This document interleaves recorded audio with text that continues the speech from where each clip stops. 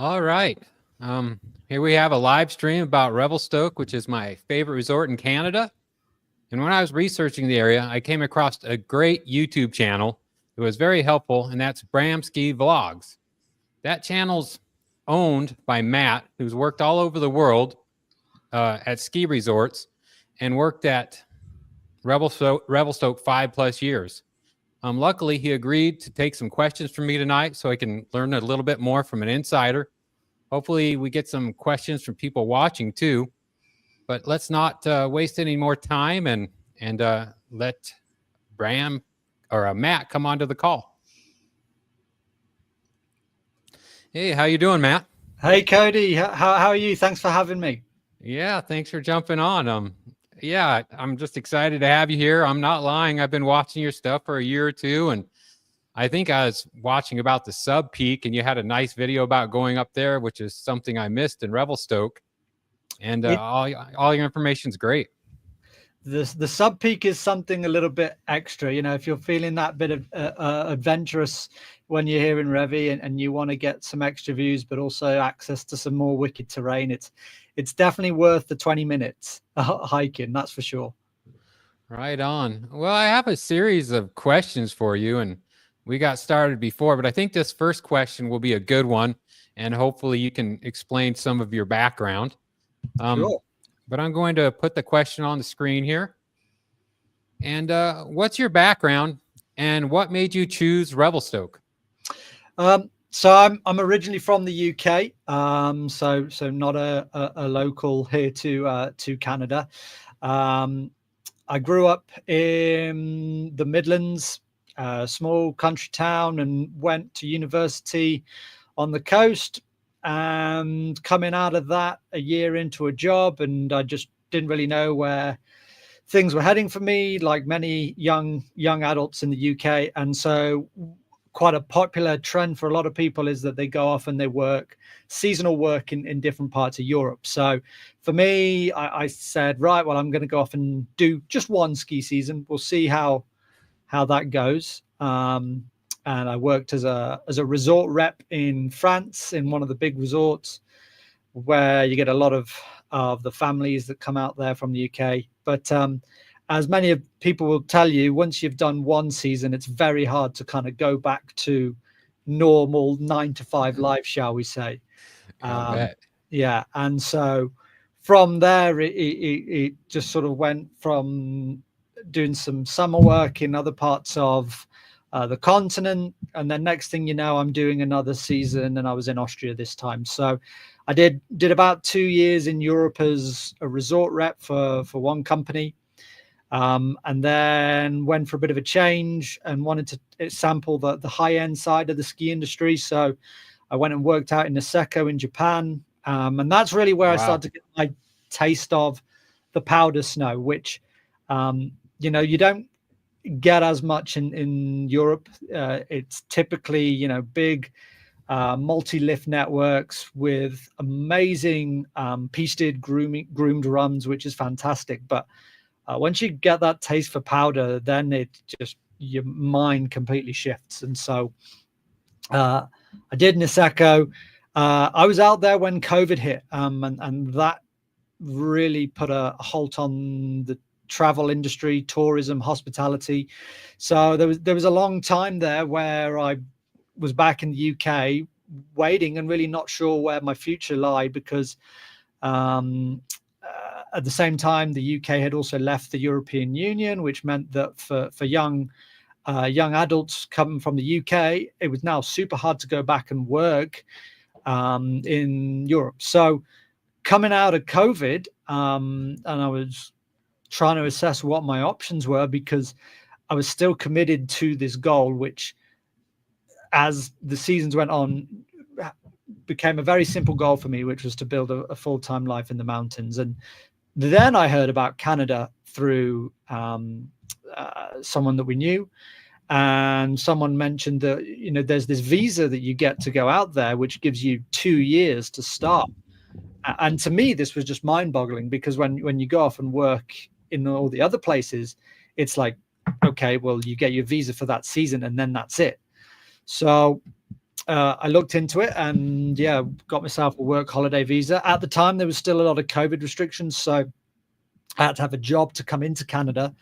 But I saw something out there and I came straight to Revelstoke, and that was 3 years ago. So blink and 3 wonderful seasons have gone by, and now looking into a 4th. I think that's an amazing story. I think there's so many people out there that love to be doing what you're doing.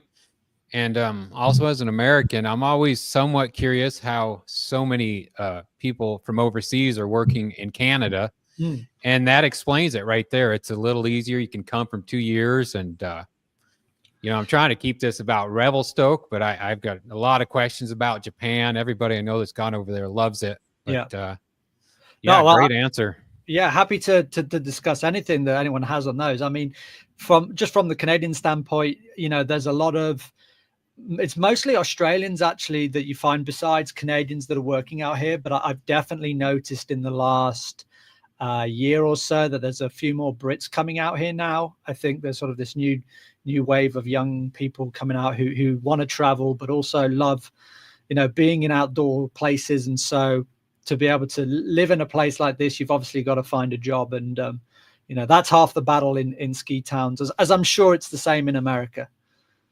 Yeah. And I could get going about that too. I've worked at some resorts and I know how it is, but it sounds like you found a great niche. Yeah, that's a great answer. Thanks a lot. No problem. Okay, let's go on to the next question here. What makes Revelstoke stand out from other ski resorts in BC? And what keeps you coming back every season? Okay. Well, I mean, the most unique thing about Revelstoke is the amount of snow, but also its quality. I mean, just the resort itself averages 10.5 meters a year, a minimum, which for anyone from Europe is mind-blowing. Might not be as too much of a surprise for some of the people from the US, but it's a huge amount. And you get this just awesome champagne quality powder that, I mean, it's endless. I think as well that the terrain is pretty unique for Revelstoke. So much tree skiing that you can do. It is steep for sure. For a very long time, the reputation of the skiers who come to this mountain, are very sort of advanced to expert, although there's a lot of work now being done to kind of make things a little bit more family friendly. But the area itself is spectacular in that it's right in the heart of 2 big mountain ranges. You've got the Selkirks and the Monashis, which are where heli skiing was founded. I mean, there's so much history of that sport in the area. So yeah, very popular for heli skiing. Rogers Pass is notorious for ski touring. Of course, it's a dangerous place, but people come here, they chase that alpine experience, and the rewards when they're there are just unbelievable. So I mean, and that's just the winter, and then you come into the summer and it just transforms into this amazing beautiful place where there's all kinds of other activities to do for such a small place. What took me by surprise was just how much there is you can do. A lot of ski towns, certainly in Europe, from where I've come from, a lot of them were purpose built for tourists. And so I don't think a lot of them often lack I think they lack a character sometimes and a bit of a culture to them. Whereas Revelstoke just lives and breathes community, because the ski hill is still relatively young. It's only about 20 or so years old, which is, a surprise to a lot of people. It's a town which has relied a lot on your traditional industries like logging, like the railroads. So, a lot of people have moved from all over and made that home over time. So very, very diverse, but, people love being outdoors and being active. So perfect for me. What keeps me coming back? Well, I live here all year round. I have a full-time job now, and although I'm not a permanent resident, that's next on my list to kind of solidify me laying down some roots. Yeah, that's terrific. I completely agree. I mean, I visited a couple times, and it's the character that I like about the place. and the mining town roots, and you get a lot of interesting people hanging out in town. I met everybody from people from Finland to a German to a guy that was just out there working and got stuck for the night. And yeah, people are just so nice in town and just varied. I agree. Character is huge in that area. Yeah, it's awesome. All the different people that come, and yeah, from all over the world. I mean, I've got quite a few friends that live here who are from India. We're in a sports team in the summer months, but as you say, like Scandinavians, Germans, Swiss, Italians, people from South America. It's amazing for a town of only about 13,000 people. All right, thanks a lot. Thanks. Another great answer. Are there any hidden gems on the mountain, like secret runs, best spots for powder, stashes, or under the radar views that you'd recommend? Well, I don't want to reveal all of my secrets here, Cody. Yeah, of course. You know, but you know, each one has their own particular ones. I touched on the sub peak, and for me, I think that's an awesome spot just because it gives you almost 360 access to all the different areas on the mountain. You know, if we have fresh snow overnight, there's a couple of areas I like to kind of start the morning off with. Once you get up on the gondola, you'd head to the Stoke chair, and then I'd typically like to do a run or two in Jalapeno or Still Life Glades. And then normally by that time, Patrol have opened up the bowls. So Separate Reality, North Bowl and Greeley Bowl. And that's really where it is at, because those bowls lead you into some real wide, vast and very different gladed terrain that just changes with each snowfall. So yeah, it's those are the areas which I do enjoy, but each one to their own. Do you mind if I pull up the map really quick? Yeah, and maybe you can walk us through where a couple of those are. Sure. All right, here we go. Let me zoom in a little bit too. That might make it easier. Okay. So, I mean, just if people have never been to here before, there's one way to get up on the mountain, the Revelation gondola. The Stoke chair is this one on the right hand side. They are just to the right of the Gondi. So yeah, I typically like to play in a couple of those glades area on the South Bowl side. So Tally Ho and Clyde Secret Glades, and it's great that either side of those you have some really good runs. So I mentioned hot sauce and jalapeno. If you can get on hot sauce first thing in the morning, if it was groomed overnight and then there's 15 centimeters of power on top, it is like nothing else in the world. And it's a fun one to do if you ever get on the First Tracks program. So by that time, to the left-hand side of the Stoke chair is once we head on into the bowls. It's kind of hard to gauge from the map what that North Bowl side looks like, but that's, as you can see, they've kind of created the separate image which shows you the back side of that. So I hope that makes sense. But yeah, this is the flip side of the mountain, which brings you back to the bottom of the Ripper chair. Yeah, and that is the spot I missed. I snuck over, but I didn't take that little hike, and man, it was gorgeous. And I want to get back and do the sub peak, at least test myself on one of these. Out of all these shoots here, what would you recommend, or what would you say is maybe the most approachable? Oh, Powder Assault, definitely. I mean, I've never done Discipline and Mania. Those two definitely look a bit gnarly, especially Discipline off the top. But it's pretty common to drop in Sweet Spot. That those are well tracked, shall we say, and often they can, depending on what the weather does, they can be a quite narrow one. But if you climb to the top of the sub peak, there's a little bit of a traverse down, and Powder Assault is a lovely wide open spot to the high part of North Bowl. And so from there, you've got access to the bowl, to Gracias Ridge, and to Greeley. So, all right, let me see if I can get that screen turned off. Yeah, I appreciate it, because I imagine that most people probably don't make the way to Powder Assault. You'd probably get nervous by the mania and the discipline, and yeah, that's great insider information right there for somebody that's come up and visiting. So I hope you don't make the locals mad by that tip. But yeah, thanks a lot. That's huge for me. I want to go do Powder Assault now. I'm not going to forget that. It's a good fun one for sure. Okay, what are some of your favorite après ski spots in Revelstoke, and what should a first-time visitor try while they're visiting? Okay. Well, I mean, for après, for me, there's two real spots.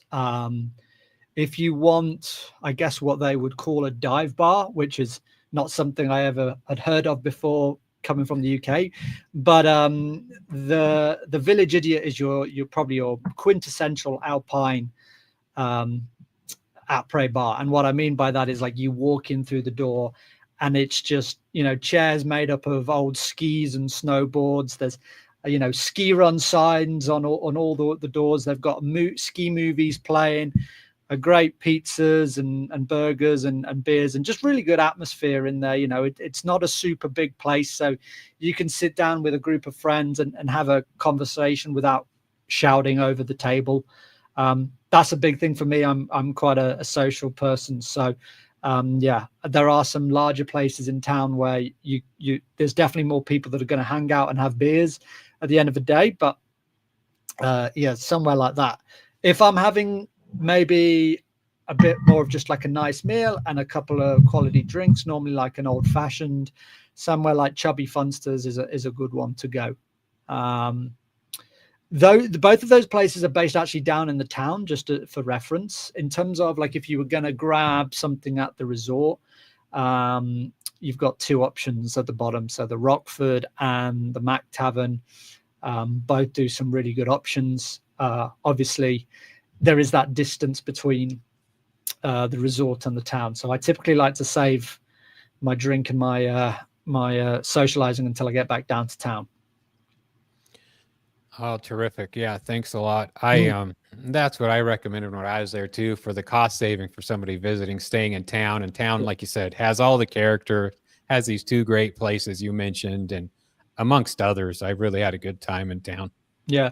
I mean, the one thing that is really good on the food scene is, touching on it before, how diverse some of the cultural stuff is. So, there are your regular pub style food places. You've got a bit of fine dining, but then there's also a lot of different styled cuisines. We've got the Taco Club, we've got Kawakubo if you're into Japanese, we've got Soul Street for Korean, we've got food trucks, we've just there's a brand new Mexican themed place that's opening up, which has a bowling alley in it. So something for everyone.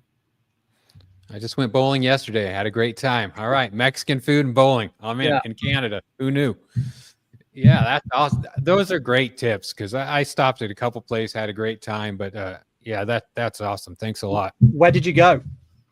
Oh, let me see. I have it pulled up over here. I always forget the name.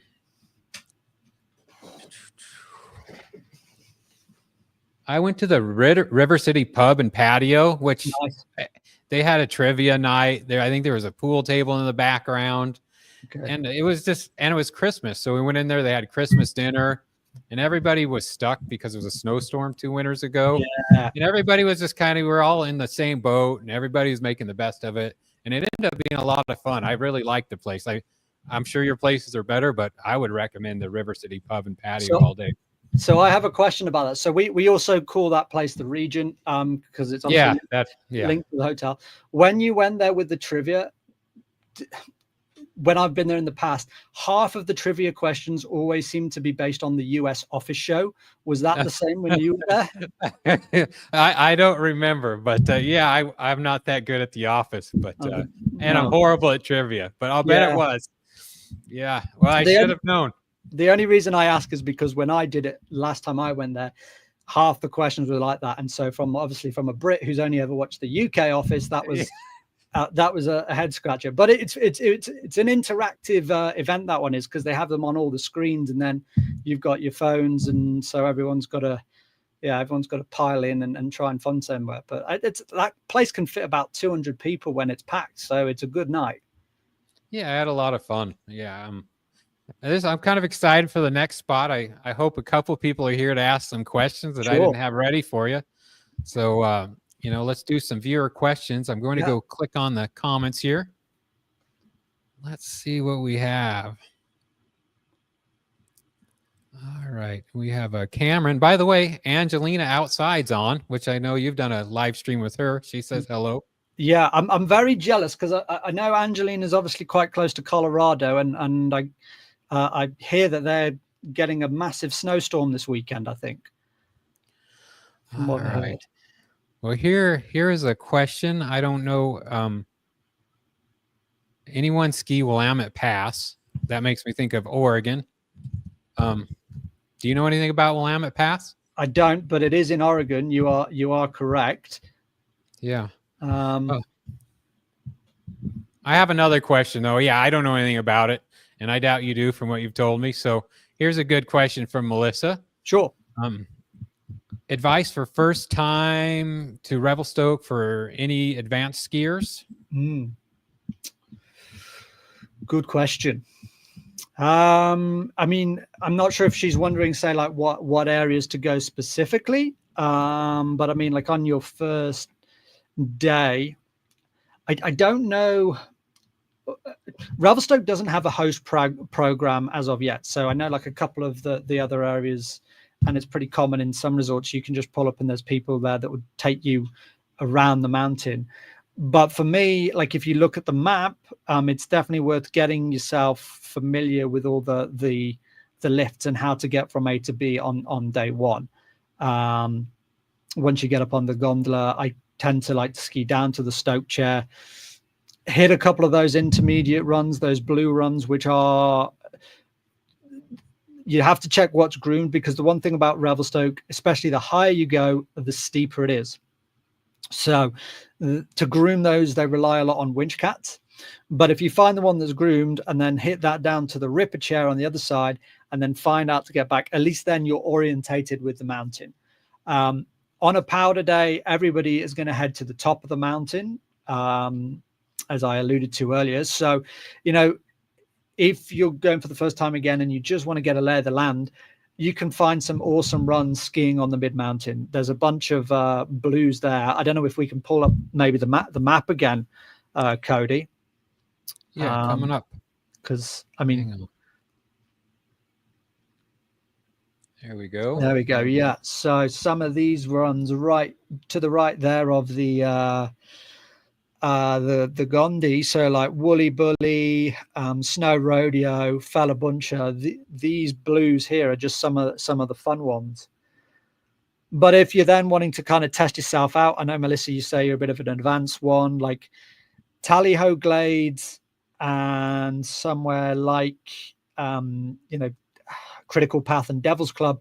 Those are good ones to kind of get a feel for things. And then if you start feeling adventurous and you really want to get the goods, then you go into those bowls, which I mentioned earlier. Thanks. That's an awesome answer. Thank you very much. No problem. Let's see. I don't see any other questions on here, but I have one follow-up question, and yeah, it's personal. You don't have to answer it if you don't. But what do you do for work in Revelstoke exactly? I work for the resort. Okay. Yeah, so I work in their sales team, away from the resort itself, but in the town. And yeah, it's a super fun place to work. I absolutely love it. And yeah, it's the main reason now why I'm still here. And Revelstoke, there's a lot of change going on for sure. Not just in the town itself, but also at the resort. I mentioned it's quite a young resort, and for me that's really exciting because it's got so much potential, whilst also being a very unique place with all those things I touched on earlier. So I'm going to do my best to stay here as long as possible. Sounds like you've got a good niche there and you're happy there. So when you're doing this and saying it's great, this is great for Revelstoke that you're willing to do this. You have a channel for them. And I'll say it again, everybody that knows me, whether you're watching this now or later, please subscribe to BramSki Vlogs. I don't know about you, but I like every subscriber I get, and I look for it more than I'd like to admit. And hope you get a few subscribers on here. Well, Oh, I mean, it's all the thing I really enjoy at the moment is like connecting with all the different people. Like you and I were just chatting before we started this about like the beauty of live streaming, and that you're all connecting with like-minded people who love the mountains, and yeah, hearing them from all different parts of the world. So, you know, whether it's Cameron over in Oregon, Angelina in Colorado, if you know, depending on the times, maybe we get someone from Europe or from somewhere else in Canada. So yeah, it's great. So glad to meet some of your audience. yeah, and I know I've said about 15 minutes. Do you have time for a little more, or you need to jump off? Keep it going. Like the thing about live streams is you start it, and then once the audience get involved, it just keeps rolling. So yeah, keep the questions coming. All right, my buddy Sean just jumped on, and also Larry had kind of a follow-up question. Yeah. Yeah, you know, I've skied with Larry, actually. I know who Larry is. It took me a minute. So this is basically for advanced skiing. Would you say Revelstoke is only for advanced skiers? No, I would say that you know, if you look at the breakdown of the percentage of runs, there's off the top of my head here, it's a roughly about 45%, I think, that are designated towards advanced, while you know, about another 40 or so is to intermediate. So just because I think of the distance Revelstoke is to a lot of you know, major airports, commuting here, there's more families coming now, but like the nearest airport is Kelowna, which is a 2.5 hour drive away. And you've got a wealth of resorts in that area, like Sun Peaks, like Big White, like Silver Star. So families have a lot of options, but we are getting more and more coming. They've done a lot of work in building up a beginner section. So whether you're a first-time adult skier or you've got young kids that you want to drop off in daycare, there's an area of the mountain there with its own chair designated for beginners. And so, you know, it has a little something for everyone. But all that to one side, Revelstoke is known for the powder. It's known for those awesome deep days. And that naturally does attract, I think, an advanced skier.